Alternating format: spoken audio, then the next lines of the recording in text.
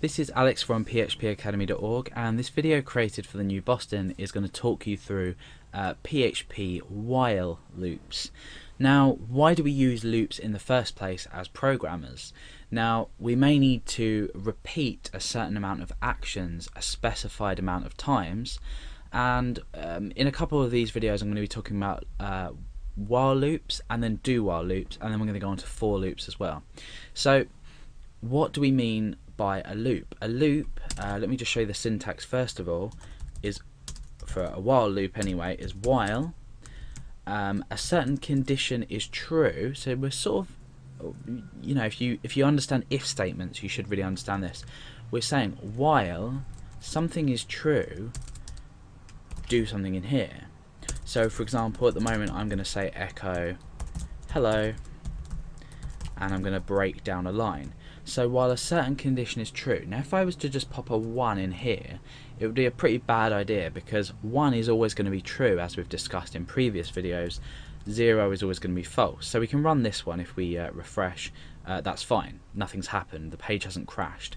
However, if we do while equals while 1, this is always going to equal true, so we're probably going to crash the page in writing hello over and over again, basically until infinity. So it's an infinity amount of times, or infinite amount of times rather. However, if we create a statement in here that allows at some point for it to evaluate to false, but while we want it to evaluates to true, we can sensibly echo this an amount of times. So let's say I want to echo hello 10 times. I can create a counter up here, and I'm going to start that at 1. Now what I want to do is I want this loop to echo, or I want this loop to execute, so run this block of code until 1 equals 10. So we're echoing once,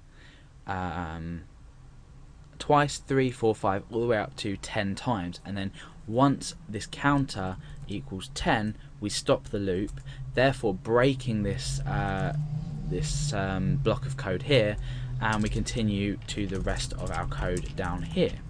So if this doesn't make sense, follow along my example, and hopefully it will do soon.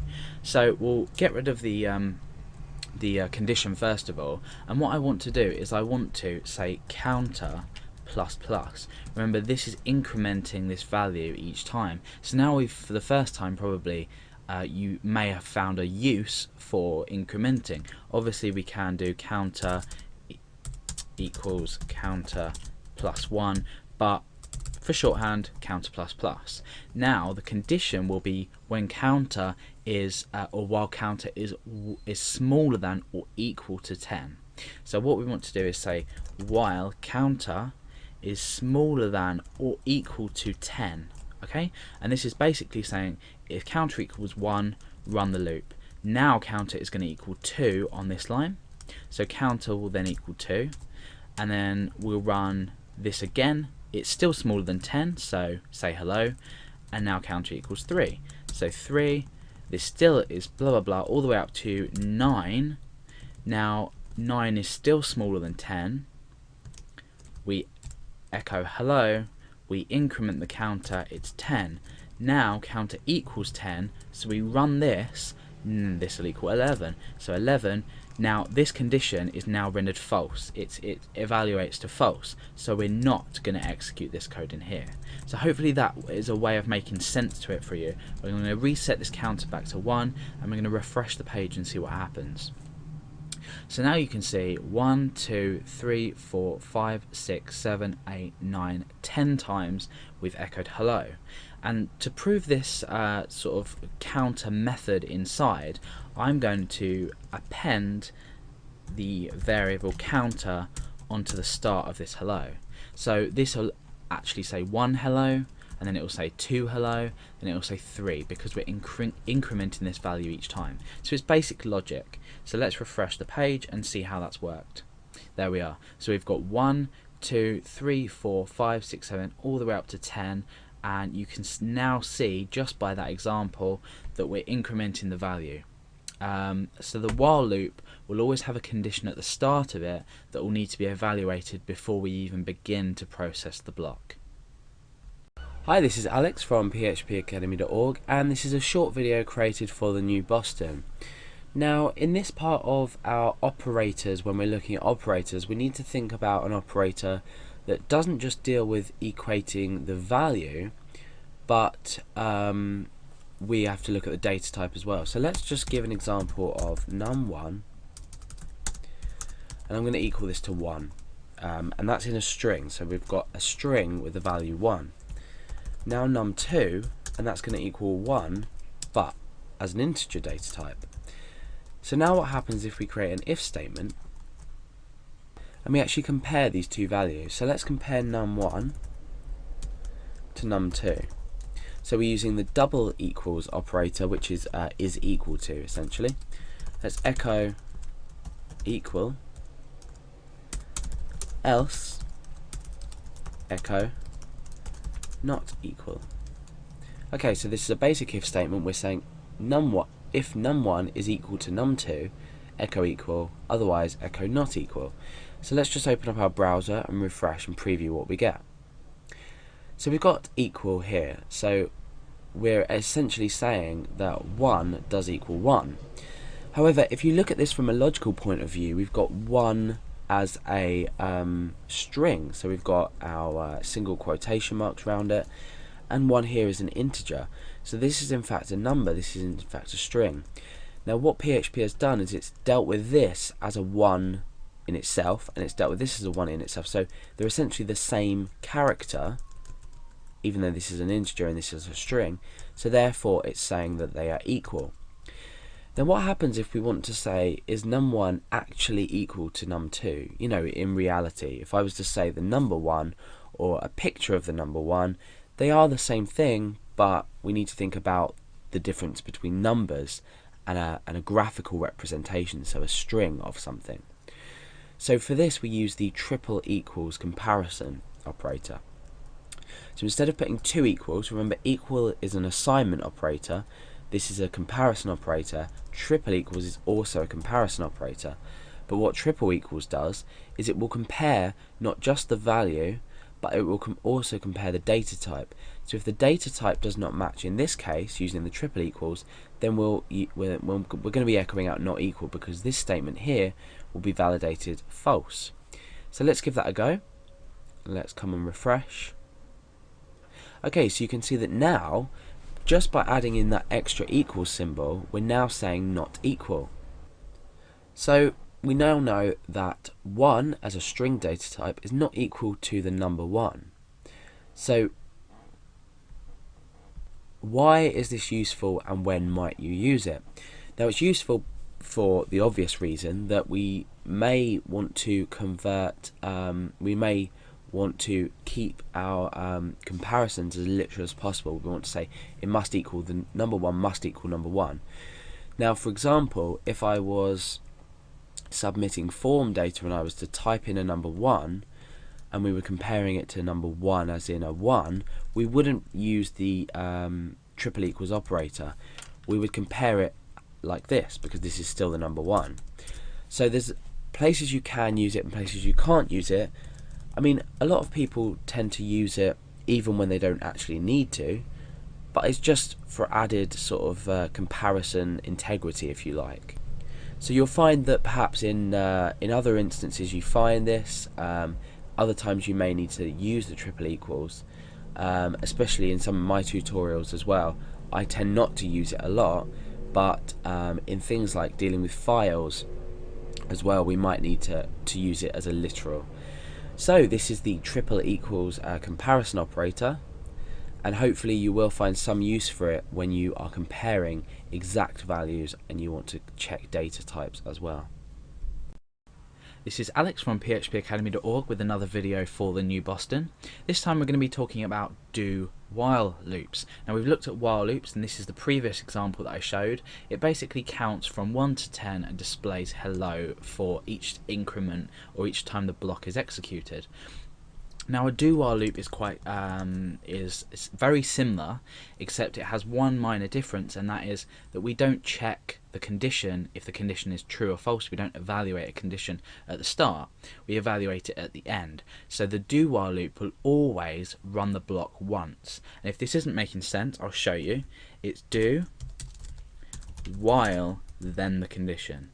So we always execute at least once in here before we test for a condition. So for an example, let's echo this will always show. Okay, so while 0. Okay, so do while 0. Remember in the last example when we did the while loop, I put a 0 in and nothing happened because we evaluated it to false, therefore the block here didn't run.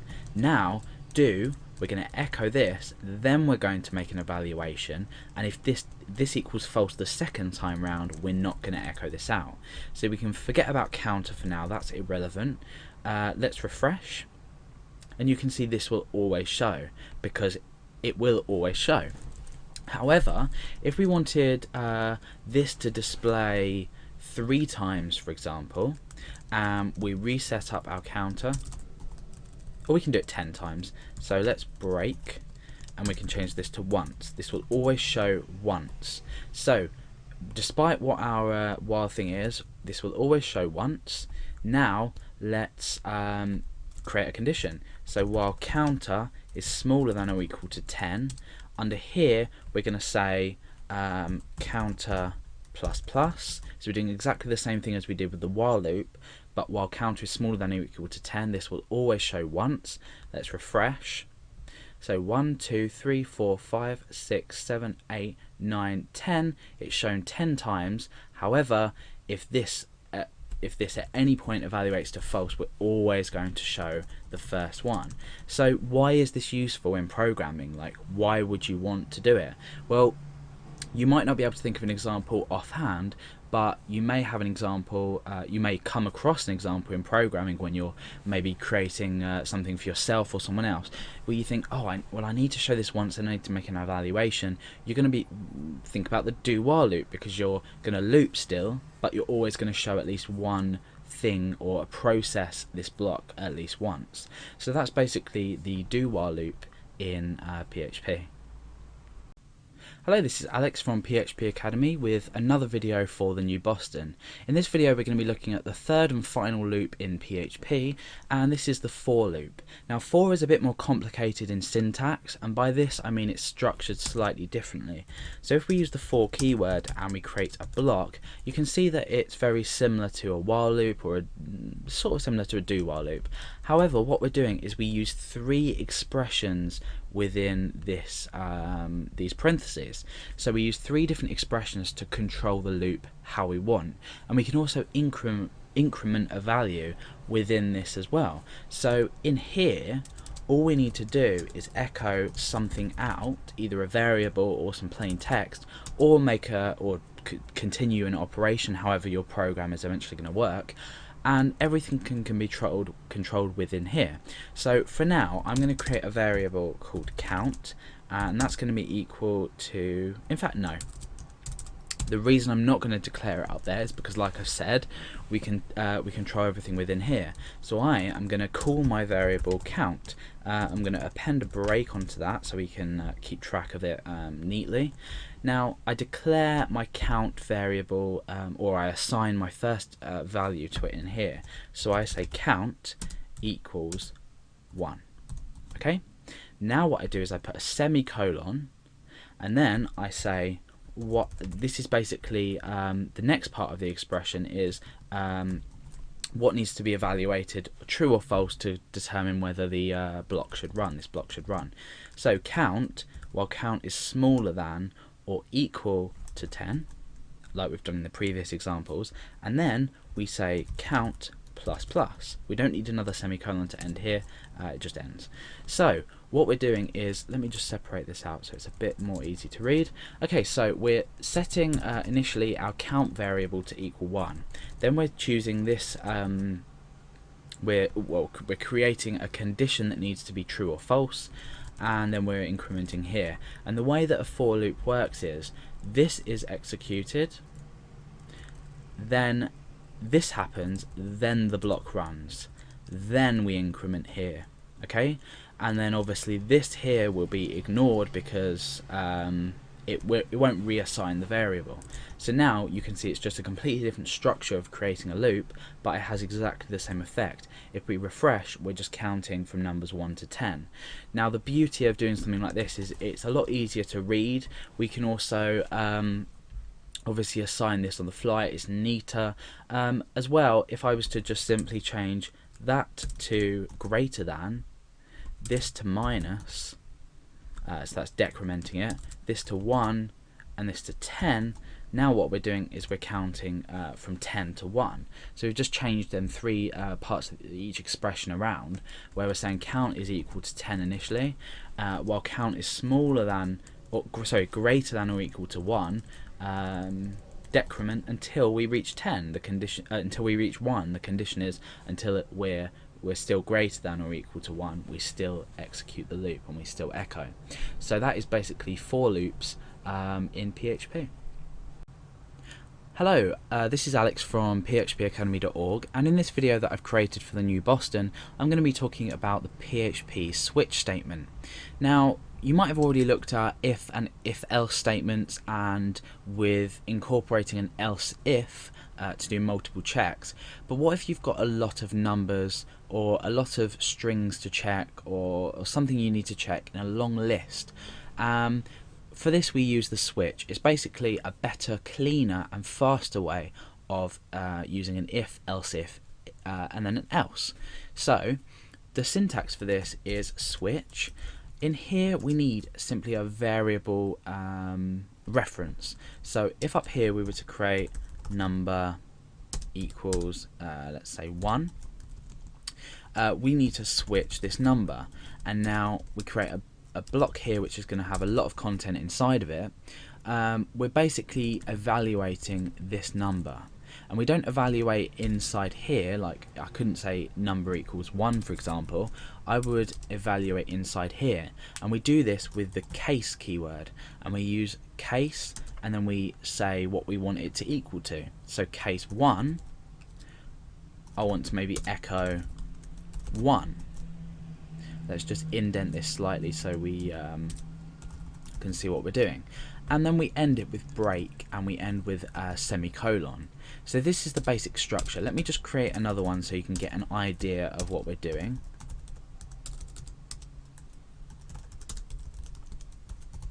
Okay, so hopefully by now you've got an idea of the syntax. This is basically how it looks. What is this program essentially doing? Now let me just go down and create a case 3, and then we can just demonstrate what this might be useful for. So let's tab over.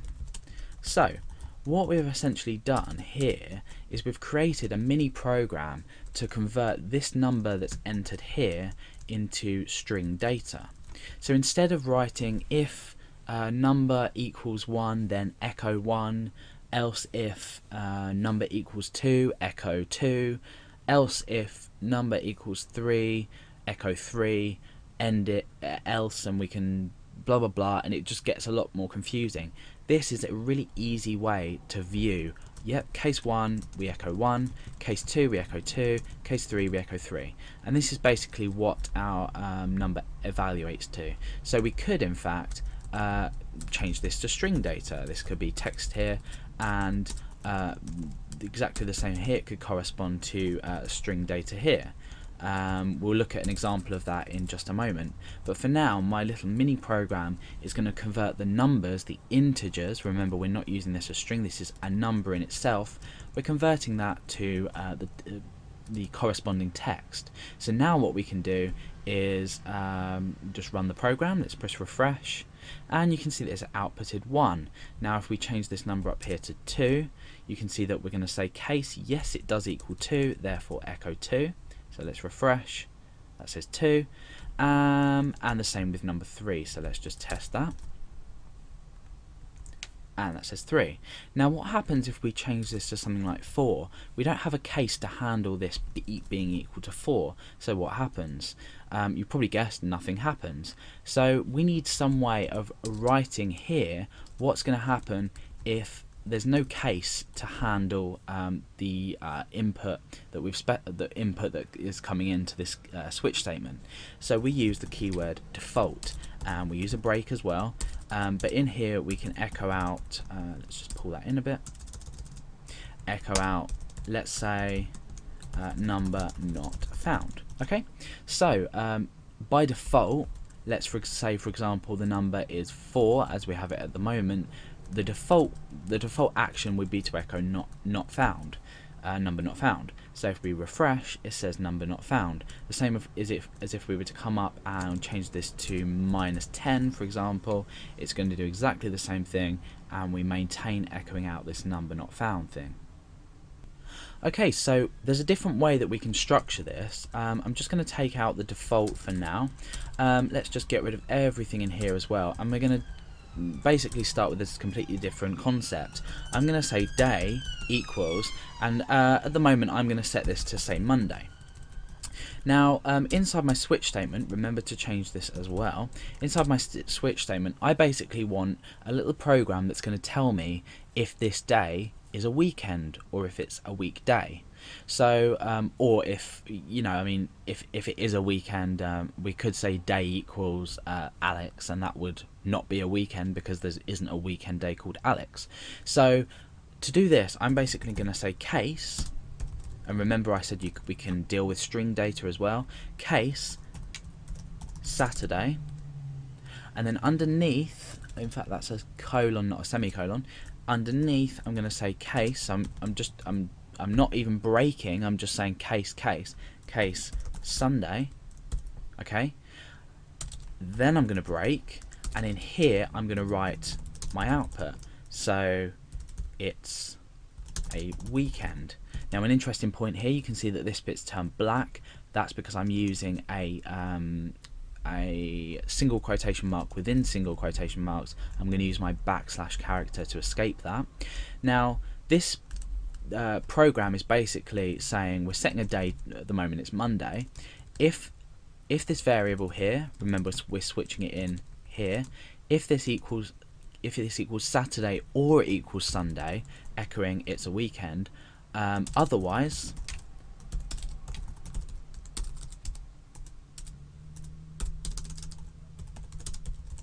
let's just pull that in a bit more, echo not a weekend.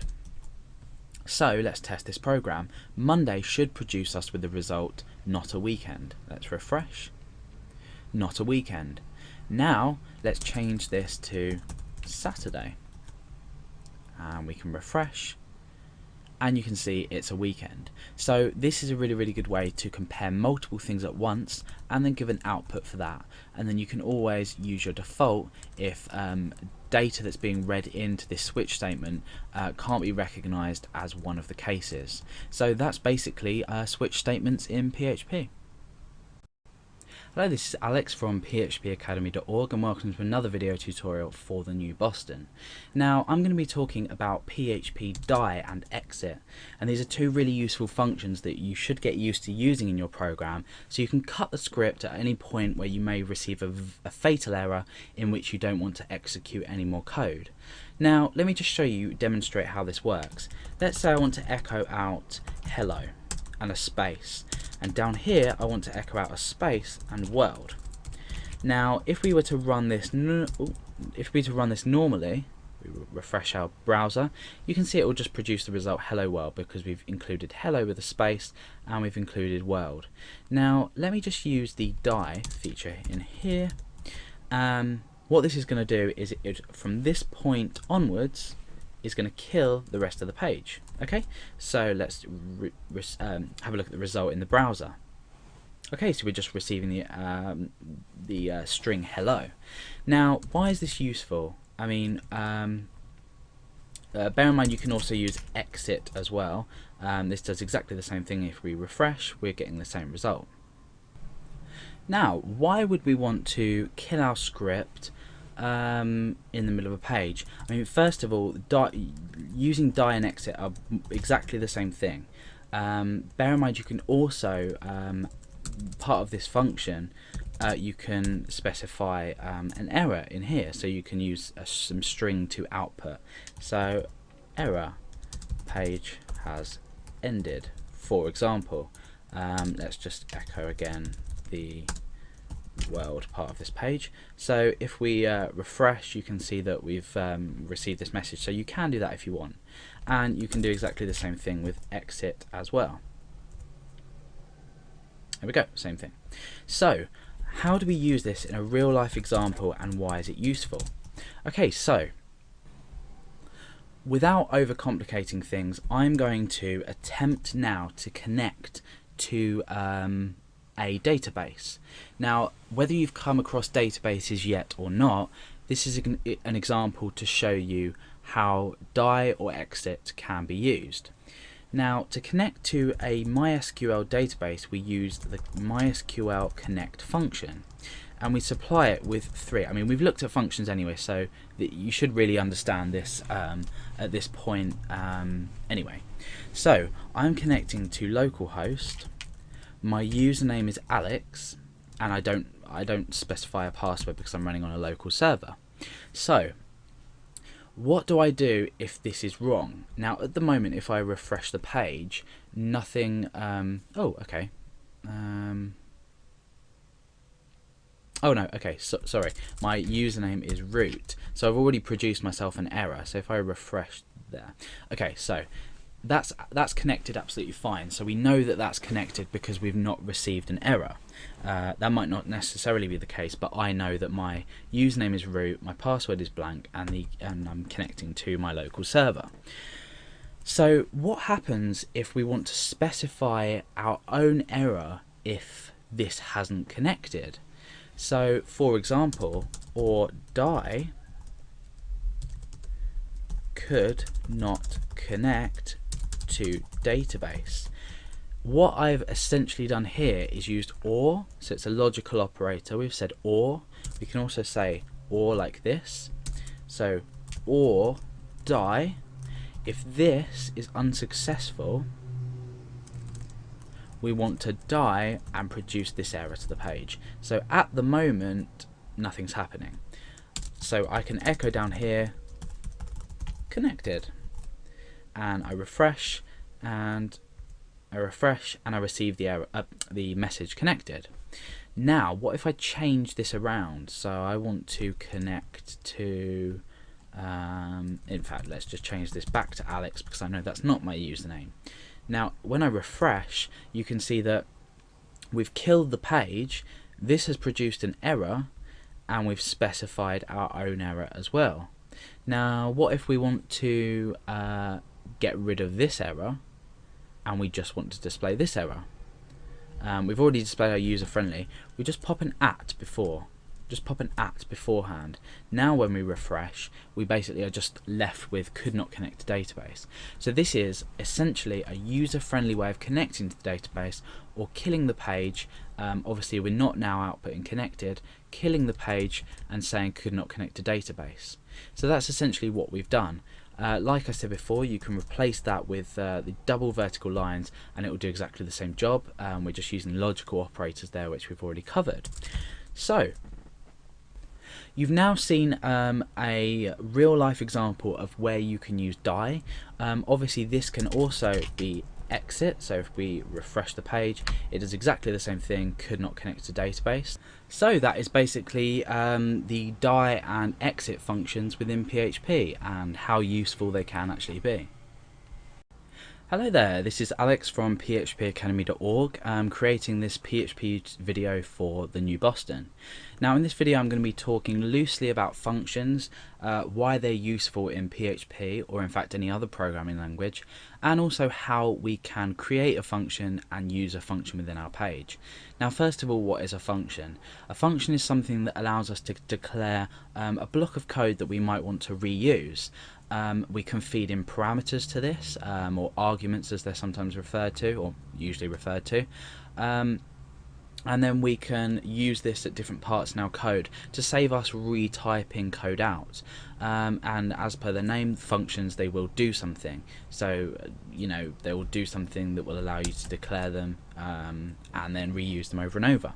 So the standard syntax for a function is function. We have two brackets, and then we have a block here denoted by two curly brackets, an opening and a closing. Now inside here will go our arguments. In this video I'm not going to be dealing with arguments, I'm just going to show you how we're using a function and how to call it. So we already know that a function is used to speed up basically our writing of our program by keeping some code that's going to let us or declaring the function and a lot of code. Now what we haven't done is given this function a name. I forgot to mention that. We're going to give this function a name, and this is going to be called my name. You can write it any way you want, small, with camel caps, anything really. So we'll use a capital M and a capital N just so we can see. So it's really important that you name your functions well.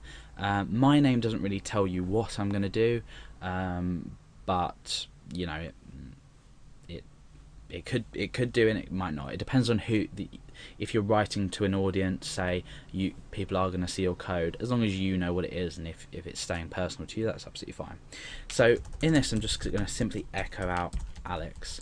Now let's just suppose in my code, let's just bring this down. I want to echo out Alex a few times. So for example, echo my name is, and I want to break down. Now I'm just going to call my function my name down here. Now what this is going to do is it's going to echo out my name is, it's going to line break down, and then it's going to call this function. We call it simply by its name and then just two brackets like that. Arguments would usually go in here, but in this purpose of this short tutorial I'm not talking about arguments. And then as always we end with a semicolon. So the result I want from this is to echo out my name basically after this sentence here. So let's test if it works. We refresh and you can see it says my name is Alex. Now obviously we could take away this line break and just include a space here, and you can see that it has exactly the same use. This is obviously a useless function. It would be a lot easier to declare it, or not declare it, but type my name over and over again if I needed to. But this example just demonstrates how to create a basic function and what it does. I mean, for example, in our function we might want to echo out a specific variable that we don't want to keep redeclaring in our page, but then again that might be useless as well. So I mean, functions can be used for different things. Obviously depending on your program you just have to think logically about it, but for now this is an example of how you declare a function. I've talked about why they're useful, and in the next video we're going to look at passing arguments to functions to create something that's maybe a bit more of use. Okay, this is Alex from phpacademy.org, and I'm creating this tutorial for the new Boston about functions, and this time we're going to be passing arguments to our function. I've already spoken about why functions are useful, but I'll recap. Functions are useful in code to shorten the amount of code you do have to write, and you can refer back to these functions, which is called calling a function, and it will process the same code every time you call. And we set up a function like this. We have function, we have the name of the function, we have a block of code, and the code goes in here, and we call the function simply by calling the function name. So this is the standard syntax that you would expect to find in a function. Now what if I want to create a function that's going to add two numbers together? Now this is a sort of real life example of why you might use a function. You may have a program that simply does add two numbers together. You might take user input, you might take number 1 and number 2, and you may need a function to add these two numbers together to save, you know, repeating this code. It's always good practice to use functions as well, because they structure your code a lot better than if you're doing things on the fly. By calling functions, especially with arguments, you're saving a lot of time and you're making it look a lot better, a lot easier to read as well. So what we're going to do is I'm going to get rid of this calling here, I'm going to get rid of this, and I'm going to call this function add. Now inside this function I need to specify which arguments I want to bring into the function to be able to use, and these are in the form of variables. So I want number 1, comma, number 2. So I'm feeding in two different numbers. Now I haven't specified the variable type. I haven't specified if these are numbers or string. It doesn't actually matter. That depends on how you deal with everything inside your function here. So my function is going to add two numbers together. Now what I want to do is I want to echo out this particular result. So I want to echo number 1. Now this is in reference to this. So the arguments up here must match when you reference them inside your function.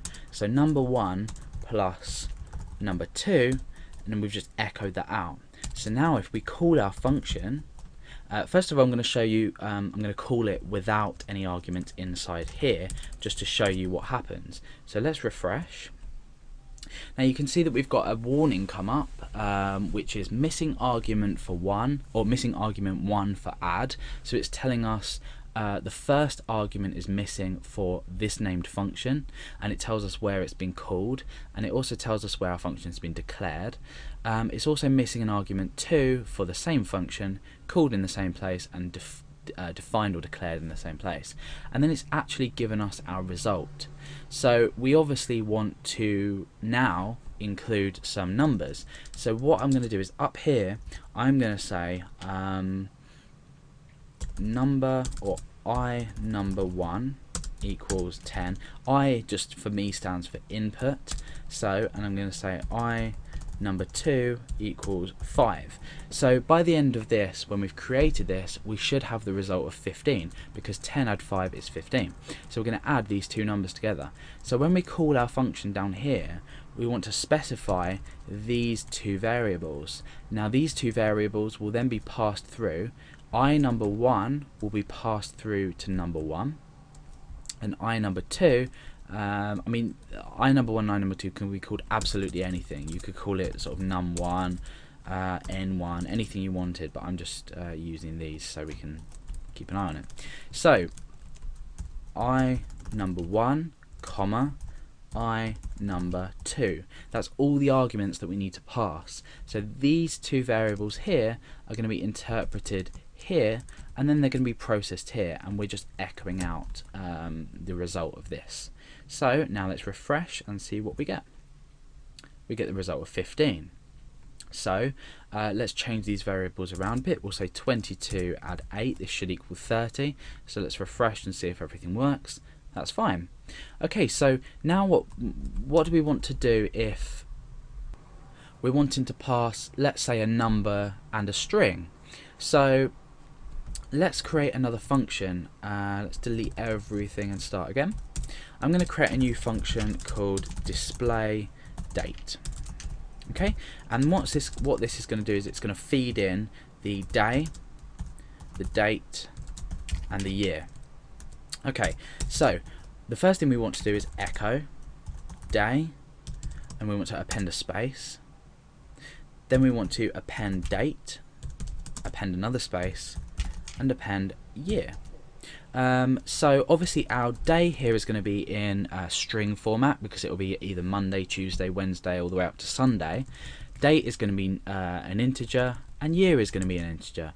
So what do we need to do to be able to say, well, we need to read in a string and we need to read in two integers? Well, the answer is we need to do absolutely nothing. As with variables on their own, PHP is going to handle this for us. So now I'm going to call the function display date. I'm going to type in Monday 31 2011, just for an example, and now the result of this will be Monday 31 2011. So it's doing exactly what we've asked it to do, even if we combine variables. So that's functions with arguments being passed in PHP. Hello, this is Alex from phpacademy.org, and this is another video for the new Boston. We are dealing with functions with return values in this video. If you haven't already watched the other two videos on functions, do so. Now what we're doing is we are asking the question, what do we want to do if we want to, say, do a function inside a function? We don't want to necessarily echo the contents of a function out. And for this we use something called a return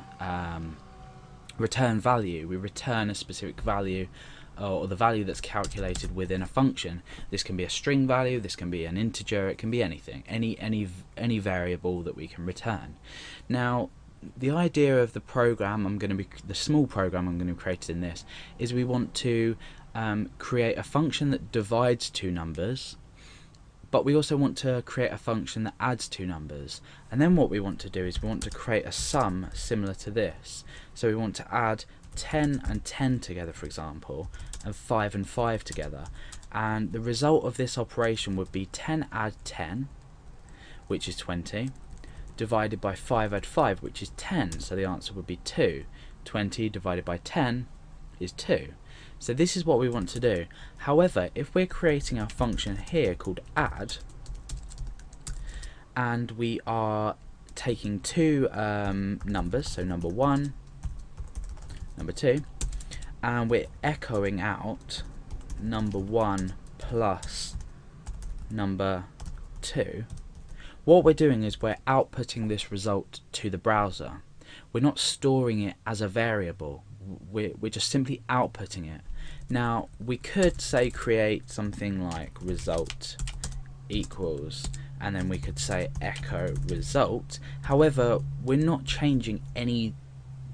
really changing how the code works. All we're doing is making it longer for ourselves. So what we really want to do is we want to be storing a result, but then instead of echoing it, we want to be returning the result. Now you don't always have to return or even echo or anything in a function. A function can purely work in itself and not display any output. It doesn't need to display output. However, we're returning the result of this. Now look what happens when I go to add two numbers together. We add 10 and 10. We're putting an argument in here which is 10, that's equal to number 1, and then 10 which is equal to number 2 here. So the result is going to be basically 10 in this case, add 10, and we're returning the result which will be 20. So I've called this. Now what's going to happen? Absolutely nothing. And the reason for this is this now is equal to 20, but we're not doing anything with it. We're calling the function and we're supplying it with arguments, but we're not doing anything with it. So in fact what we can now do is echo out the function in itself, and what this is going to do is it basically means we can either use this as a variable on its own, or we can echo it out to display it to the user. So this will now echo out 20 to the screen. And what this means is that I could say add 1010 plus 100 and echo that out. So what we're doing is we're including this function, the called function, inside another mathematical sum. So now let's refresh and we should get the result 120, which we do. So you can see now that instead of echoing a value, we're returning a value. Therefore we've got so much more freedom now to use this as a variable in itself. So the example I showed was we had an operation here which was 10 add 10, should really be displayed like this, 10 add 10, and 5 add 5, and the result of this is going to be 2. So how are we going to do this? We need a function to add, which we've already got. We've got a function to add up here, which we can use for this, and we can use for this. We don't need two different functions. We can add 10 and add 5, add 10 and 10, add 5, add 5, and it will produce the same result with the same function. But now we need a function to divide. So we create a function to divide exactly the same way as we've done. We supply a number in here, so number 1, number 2. Now these values here, these variables here, are superficial. They're not actually declared variables. They're just telling you what, well, they are, but they're just telling you what we need to read in. So you can name them the same name. We've called number 1 and number 2 here, and we've called it number 1 and number 2 here. So we can do exactly the same thing. Result equals number 1 divided by number 2, and then we return the result. Okay, so now let's run this program to make sure we don't have any errors, which I don't think we will do. No. Now we need to take the original sum that I wanted to achieve, and we need to put it into practice with just these two functions. And it's simple. We need to create a variable called result, or you can call it anything you like, and we're, in fact, let's call it sum, and that is equal to divide. Okay, we need 10, we need a value here and a value here. So what we can now do is add something inside this function. So we're adding 10 and 10, and we're adding 5 and 5, but we're dividing 20 now by 10. So we've declared, or we've called a function within a function.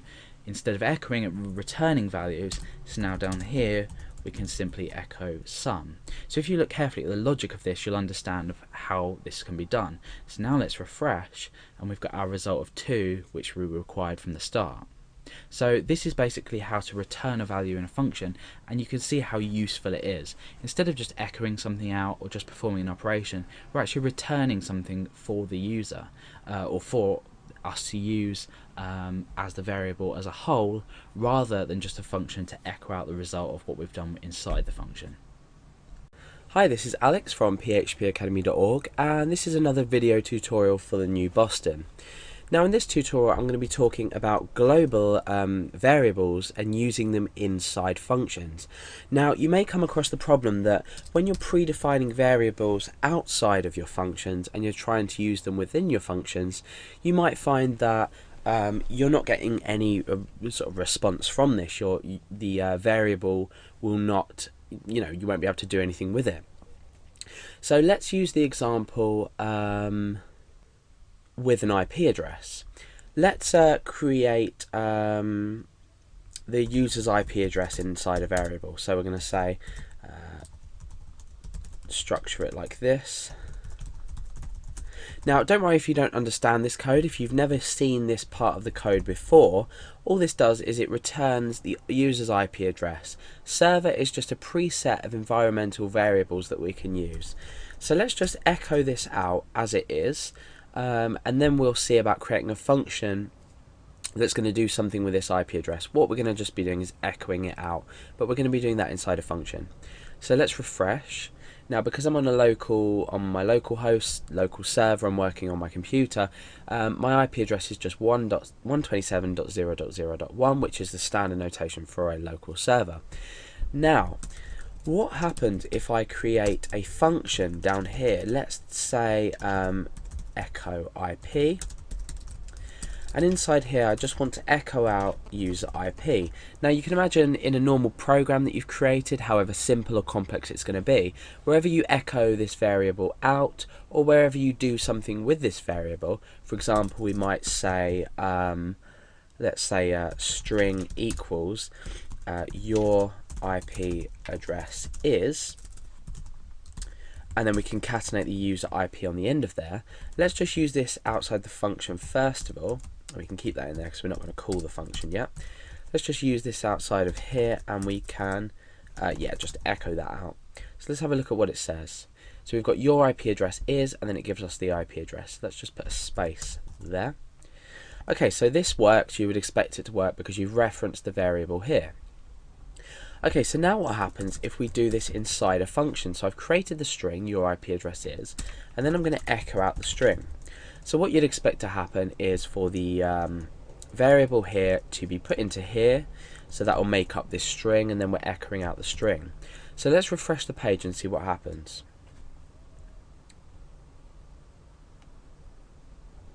Okay, so we haven't actually called our function, so that's one vital thing I forgot. So I'm calling the function down here, so presumably once we call the function, the 2 lines I've highlighted in blue will be run. So let's try this out. Okay, now you'll notice that the string itself has actually been echoed out, however the user IP has not. But for example, if we echo it out here, it still does exist. So we're still echoing out this variable still, you know, holds a value. However, what's happening here is we're not being able to access it inside this function. And there's one simple line of code that you can use to do this, and you can put multiple variables within this, but for now we're just going to be working with one. So all we need to do is specify the global keyword and then reference the variable number that we want to make global to this function. So global user IP. Now what will happen is this variable will be able to be picked up from out here, and then therefore it will be put into there. Let's refresh, and you can see that it works. We are echoing out this string. The user IP has been gained from this value here. Like I said, you can do multiple things. So if you had, say, another variable here and another one here, you can just separate them by commas. So why would we need to do this? The answer is simple. You might have lots of either static or dynamic variables that you have to define outside. For example, you might have to define it in an include file. You might be including a different file that contains this user IP. So to be able to use it inside your function, you want to create it globally first inside your function, and then it will be able to be used. So for example, this IP address situation, we might want to define it somewhere else. We might not want to define it within our function, because you could in fact just define it inside and it would still, let's just put that right, it would still work. So we're still getting exactly the same result from this when we refresh. However, what happens if we want to use this user IP now outside the function? We're going to have to declare it again. So it's a waste of declaring a function inside the function and outside. So we tend to just use the notation that I've explained, and that will allow your outside of a function variable to be used within.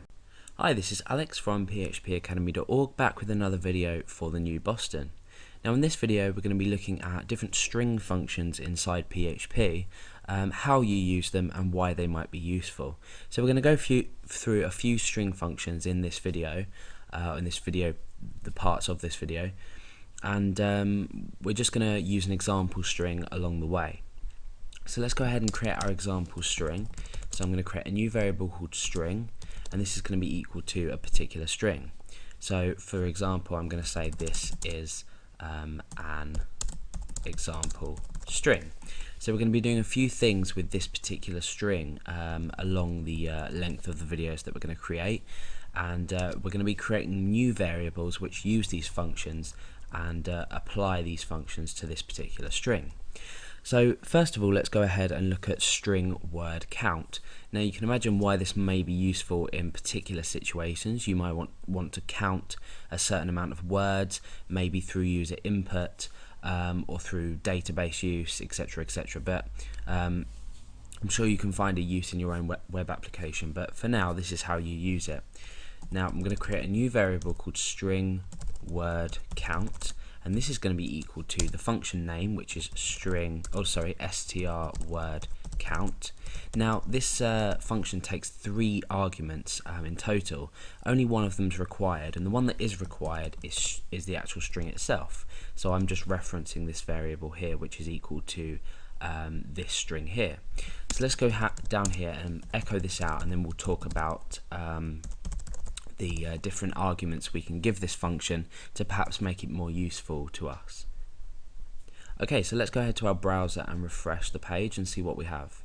Okay, so we get a value of 5 returned when we echo out the result of this function. So you can see that we've got 1, 2, 3, 4, 5 words. The full stop doesn't count, that's not included in our list of words.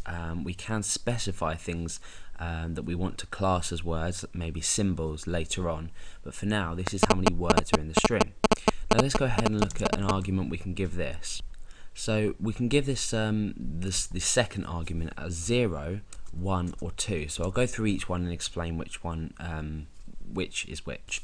So 0 is what we've already seen. This just returns an integer value, as we've already seen, with the amount of words in there, with no other arguments specified.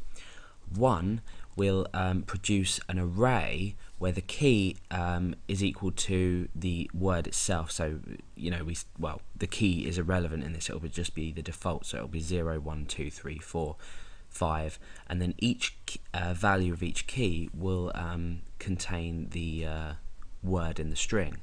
So what we're actually doing is we're creating an array, and we're almost splitting this up.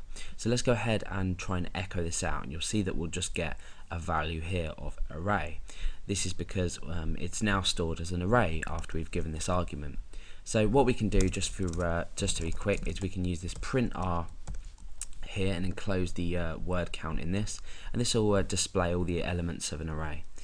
Oh, spelled that wrong. Okay, so print r, let's go back, refresh, and now what you can see is we've got 0, 1, 2, 3, 4, and all these keys that we've been returned equal the words that we have. So we're not using an associative array here, we're using just a normal array, and we've got this is an example string without the full stop like I mentioned earlier. So that's how we're going to put our results into an array. Now if we use a string with the argument 2, this is going to return an associative array. Now as you can see here, we've got each key is as normal, so we start at 0 and we're ending at 4. What this will now do is the key will equal the position, so the key will now become an associative value. It will have the position of where each word starts, and then the value of each key will be the word itself. So let's go ahead and refresh this. Now you can see 0, that's at position, or this, the word this is at position 0, is at position 5, and is at position 8, example is at position 11, and string is at position 19 inside of our string here. So they're the three different arguments you can give in this, or the three different values rather you can give in this argument. There is a last, let's just change this back to, yeah, we'll leave that at 1. The third argument that we can give is a list of words that we want to include as words. So by default a full stop will not be included as a word. So because this is part of string here, what we could do is come in here and specify a full stop, for example, inside our single quotation marks. So we're specifying the full stop is part of a word. So now what's going to happen is, let's say we return 1 and we refresh. You can see that we're still giving back an associative array, even though, well, let's put that at 0 for example, and we'll just echo out this. What you can see that's happened is we've still got 5 words, but if we then go back and print r, if we then go back and change this value up here to 1 or 2, so we're producing either our array or our associative array, you can see that instead of just string, we've got string with the full stop on the end there. So now let's go ahead and separate this full stop from the word string and refresh, and you can see it's given us 6 different words. So we've got full stop as part of that. Whereas if we were not to specify this here,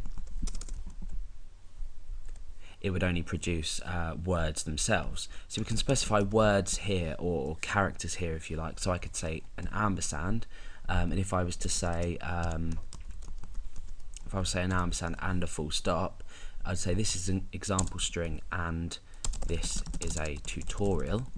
You can see that when we refresh, we have a few things. So we've got this is an example string, and so we've included our ampersand as a word now that we've specified it in here, and also we've specified a full stop. Now you don't need any commas or anything for this, they're just literally the symbols next to each other. So I could put an exclamation mark, for example, an asterisk, anything I wanted, just next to each other.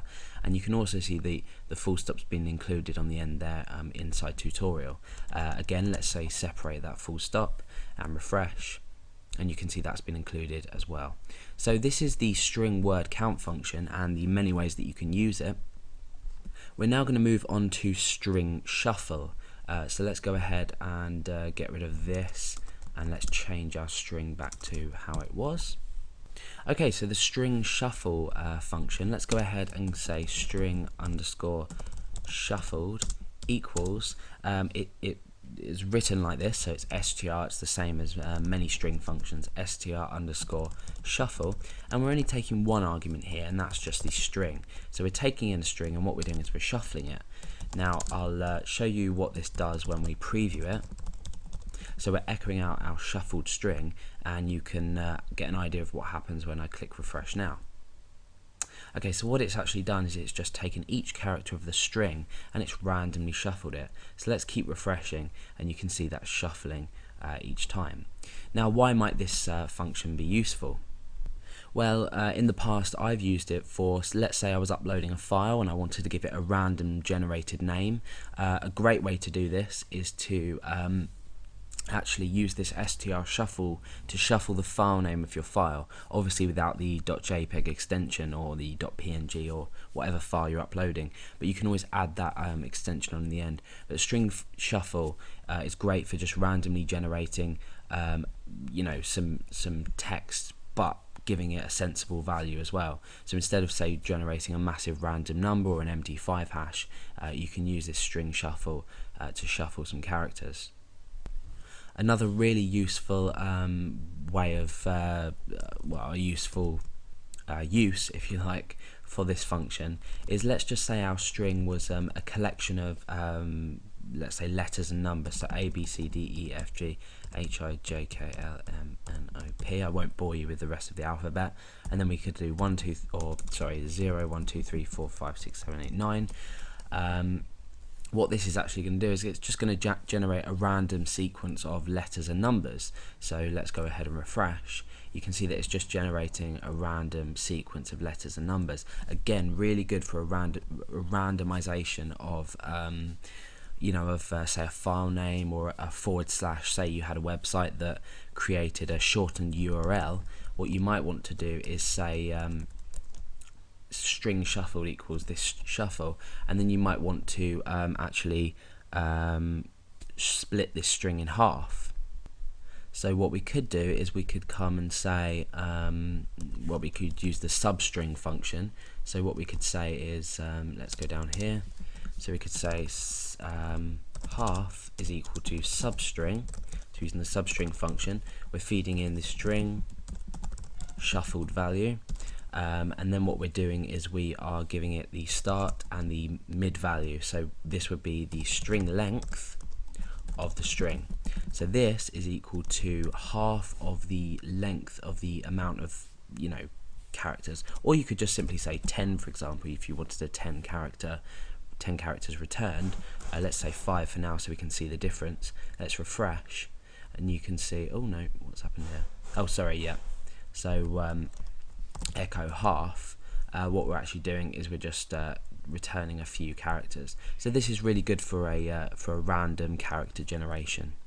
And in this example I've shown you string shuffle and the substring function as well. However, here you could say string length of the string divided by 2, so that will cut this in half, so we've got half of whatever is in our string up here. So there's many ways you can do this. Obviously you can use different string functions with different string functions to create a really nice effect for you know, useful things. So that's the use of the string shuffle. That's a really nice way to use that function. We also have something not similar to this, but something that you may struggle to find use for. Personally, I've struggled to find use for this function, and it's the str reverse function. So let's go ahead and change this string to, this is an example string, for example. Str reverse, and then we could echo out string reversed. Let's go ahead and change our variable name here. Oh, reversed. So what we're doing is we're reversing the string using this string reverse function, and then we're just echoing that out. So let's go and have a look at that in our browser. pass error on line 7, so that's going to be me. Yep, okay, there we are.